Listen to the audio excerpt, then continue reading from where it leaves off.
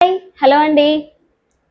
మొన్న డీమార్ట్ పౌను డేంజర్ జోన్లోకి వచ్చిన తర్వాత డాన్సర్స్ వస్తారు, ఇలా ఇలా షర్ట్ ఇప్పుతారు.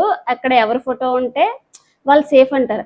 డాన్సర్ ఇలా షర్ట్ ఇప్పగానే ఆయన షాక్ అయ్యారండి. ఎక్స్ప్రెషన్ అబ్బో! యాక్చువల్గా ఏంటంటే ఈయన ఎప్పుడైతే డేంజర్ జోన్లో ఉన్నారా అన్న ఇదితో గ్రాఫ్ పడిపోయింది అని అనుకుంటున్నారో ఏమో, కొత్త లవ్ ట్రాక్ స్టార్ట్ చేయడం మొదలు పెట్టారండి. చూడాలి మరి ఇది ఎంతవరకు వెళ్తుందో. మాట్లాడుకుందాం వీటి గురించి. స్టార్టింగ్ రాము గారి ఎమోషన్తో ఎపిసోడ్ స్టార్ట్ అయింది. రాము గారు ఏడుస్తూ ఉంటారు అమ్మ కోసం. అప్పుడు వెంటనే తనూజ గారు, రీతు గారు, నేను ఉన్నాను కదరా, నేను మీ అమ్మలాగానే ఓదరుస్తారు, అంతా ఓకే, బాగుంది.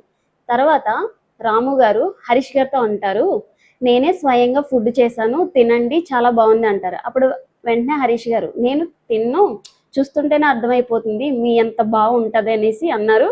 కానీ తర్వాత తిన్నారు అనుకోండి హరీష్ గారు. తనూజ గారు బాగా మాట్లాడారు, అప్పుడు తిన్నారు ఈయన.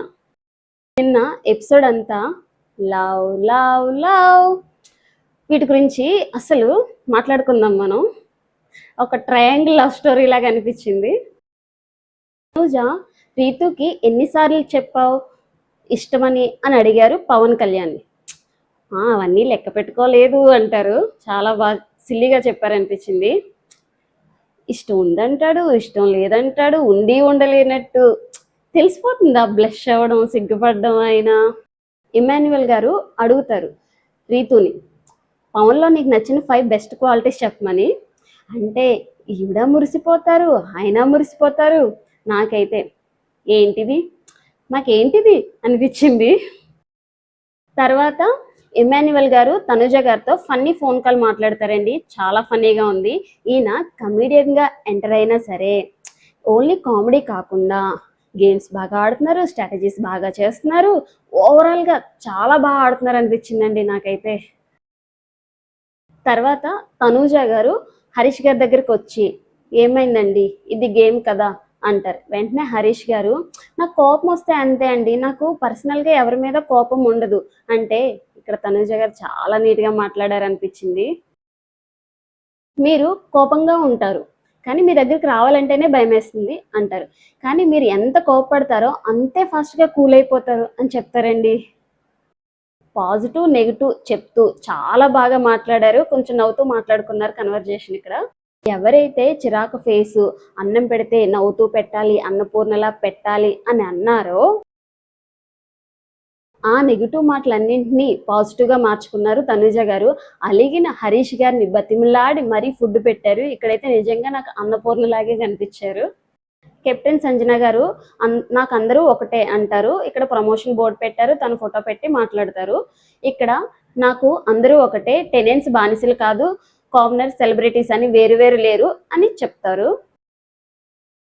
శ్రీజ గారు, మీరు అలా చెప్తే మేమేదో బానిసల్లా చూసినట్టు ఉంటుందండి అంటారు. ఎందుకంటే ఇప్పటికే కామనర్స్కి చాలా నెగిటివ్గా ఉంది బయట. సో నాకైతే బాగానే చెప్పారనిపించింది. అప్పుడు వెంటనే సంజన, నేను ఎవరిని ఏమీ అనలేదమ్మా, వదిలే అంటారు. ఓకే. పవన్ కళ్యాణ్ గారి హార్ట్ సింబల్ ఏదో ఉందంట. తనుజ గారు అడిగారు ఈ హార్ట్ సింబల్ ఎవరిది అని. దానికి తనుజ గారి మీద ఏదో ఇంటెన్షన్ ఉన్నట్టు కళ్యాణ్ గారు ఇలా తలదించుకొని మాట్లాడడం, సిగ్గుపడడం లాంటివి చేశారు. నాకెందుకో పవన్ కళ్యాణ్ గారు తన ఇమేజ్ని తనే డ్యామేజ్ చేసుకుంటున్నారని అయితే అనిపించింది. ఈ రోజు ఎపిసోడ్లో రీతు వచ్చారు. వీళ్ళిద్దరూ అంటే పవన్ కళ్యాణ్, తనుజ గారు మాట్లాడుకుంటున్నారు. మీకు టైం కావాలా, స్పేస్ కావాలా అని చెప్పి నేను వెళ్ళిపోమంటే వెళ్ళిపోతా అంటారు. పవన్ కళ్యాణ్ గారు కావాలని చెప్పి వెళ్ళిపోమంటారు. అప్పుడు వెంటనే ఏదో వీళ్ళిద్దరి మధ్య ఏదో ఉందన్నట్టు క్రియేట్ చేశారు. రీతు గారు హర్ట్ అయిపోవడం, వెనకాతలే వెళ్ళి బ్రతిమలాడడం, పవన్ గారి దగ్గర, కళ్యాణ్ గారి దగ్గర బొంగుమూతి పెట్టడం, ఏంటో ఎపిసోడ్ అంతా అలగడం, బొంగుమూతి పెట్టడమే సరిపోయింది. ట్రయాంగిల్ లవ్ స్టోరీ ఏంటో. రీతు గారి లుక్స్ ఏమైనా ఉన్నాయా అండి. ఈ పవన్ కళ్యాణ్ గారు, నేను ఫ్రెండ్షిప్ అంటారు, నేను నీకోసమే బ్లూ షర్ట్ వేసుకొచ్చాను, నువ్వు అసలు అబ్జర్వ్ చేయలేదంటారు, మళ్ళీ చాక్లెట్ తీసుకొని వస్తారు. వెంటనే సంజన గారు అడుగుతారు, ఏంటి చాక్లెట్ తీసుకెళ్తున్నావు, ఏదో నడుస్తుంది అంటారు. ఈయన బ్లష్ అయిపోవడం, సిగ్గుపడిపోవడం, మళ్ళీ అదేం లేదంటారు, ఫ్రెండ్షిప్ అంటారు, చేతులు పట్టుకుంటారు. చాక్లెట్ తెచ్చిస్తే అది తినడం కూడా బిగ్ బాస్ ఎక్స్ప్రెషన్ కూడా చాలా బాగా క్యాప్చర్ చేశారండి. అసలు బిగ్ బాస్ టాస్క్ ఇచ్చారండి, 12 అవర్స్ 12 అవర్స్. అయితే ఇక్కడ ఓనర్స్కి బెనిఫిట్ ఇస్తా అంటారు. అయితే 2 అవర్స్ తగ్గించి ఎవరైతే నిద్రపోకుండా ఉంటారో వాళ్ళే గెలుస్తారు అని చెప్పారు. అయితే ఇక్కడ టాస్క్ 5 మెంబర్స్ ఆడాలి, 2 మెంబర్స్ ఖాళీగా ఉండాలి అంటారు. అంత డిస్కషన్ చేసుకున్నారు, అంతా బాగానే ఉంది. అయితే ఇక్కడ ఓనర్స్కి బెనిఫిట్ ఇస్తారు. ఓనర్స్కి బెనిఫిట్ ఇచ్చి వాళ్ళే నెగిటివ్ అవుతున్నారు. ఇక్కడ టెనెన్సీకి సింపతి గేమ్ అవుతుంది అని నాకైతే అనిపించింది. ఇమాన్యువల్ గారు స్ట్రాటజీస్ చెప్తున్నారు, టీం అందరూ బాగానే వింటున్నారు. ఈ కామనర్స్ అసలు ఏదేదో చేస్తారండి. ఏంటి థమ్స్అప్ దాచేస్తారు, ఆనియన్స్ దాచేస్తారు, ఫుడ్ దాచేస్తారు, ఫుడ్ తింటే నిద్ర రాదు అదేదో అనేసి. అలాగే ఇక్కడ మనీష్ గారిది చాలా ఫన్నీ అనిపించిందండి. మనీష్ గారు చాలా హడావిడిగా ఏదేదో చేసేద్దాం అనేసి అటు ఇటు తిరుగుతారు. రీతు గారు అబ్జర్వ్ చేస్తున్నారు. రీతు గారు అలా చూస్తుంటే వెంటనే ఇమాన్యువల్ గారు వచ్చి ఆయన అతి తెలివితో ఏదో చేద్దాం అనుకుంటారు, ప్లాన్ వేస్తారు, కానీ అదేమి వర్కౌట్ అవ్వదు అని అనేస్తారండి చాలా ఫన్నీగా. బాస్ మొదటి ఛాలెంజ్ పెట్టారు కాలచక్రం. అయితే 5 మెంబర్స్ ఏమో టెనెన్స్ నుంచి, 5 మెంబర్స్ ఏమో ఓనర్స్ నుంచి ఆల్టర్నేటివ్గా నుంచోవాలి. ఒక్క హ్యాండ్తోనే పట్టుకోవాలి. ఇంకో హ్యాండ్ యూజ్ చేయడానికి ఇంకొక హ్యాండ్తో పట్టుకోవాలంటే ఈ హ్యాండ్ తీసేసి ఈ హ్యాండ్ పెట్టాలి. అలాగని 2 హ్యాండ్స్తో పట్టుకోకూడదు. ఇక్కడ సంచాలక్గా ప్రియా గారిని, తనుజ గారిని పెట్టారు. ఇక్కడ ఏయో గొడవలు అవుతాయి అనుకున్నారు, కానీ అదేం జరగలేదు. చాలాసేపు కూర్చొని వీళ్ళు మాట్లాడుకున్నారు. సంచాలక్గా తనుజ గారు రూల్స్ బాగా చెప్పారనిపించింది. వీళ్ళ టీము చాలా వీక్గా ఉంది.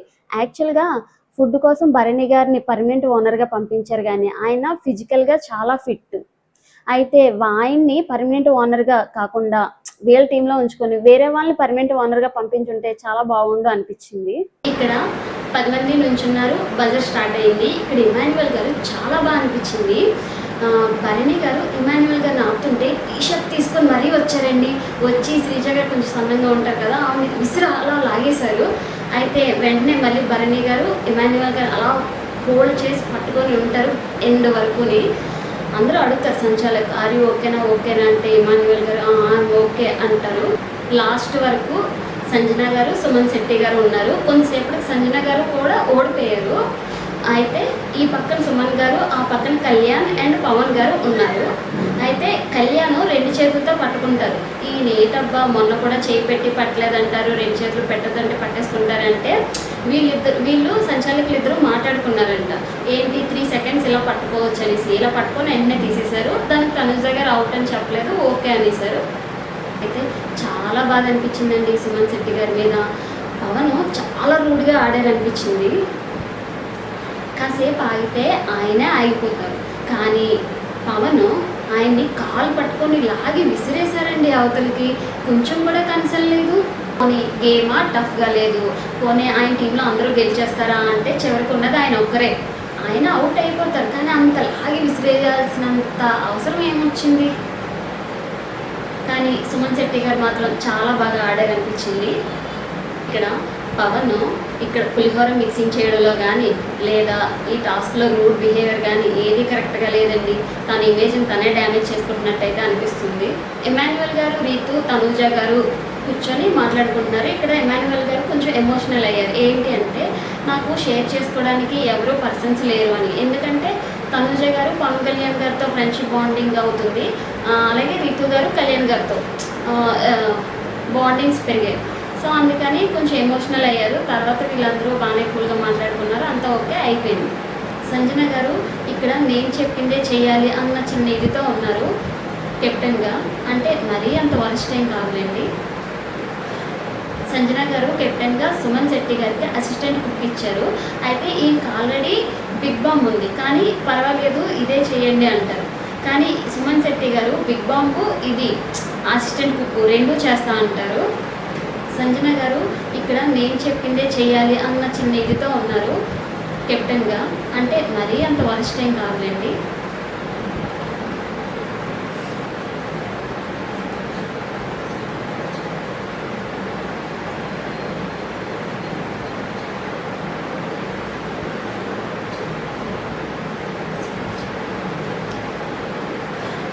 సంజన గారు కెప్టెన్గా సుమన్ శెట్టి గారికి అసిస్టెంట్ కుక్ ఇచ్చారు.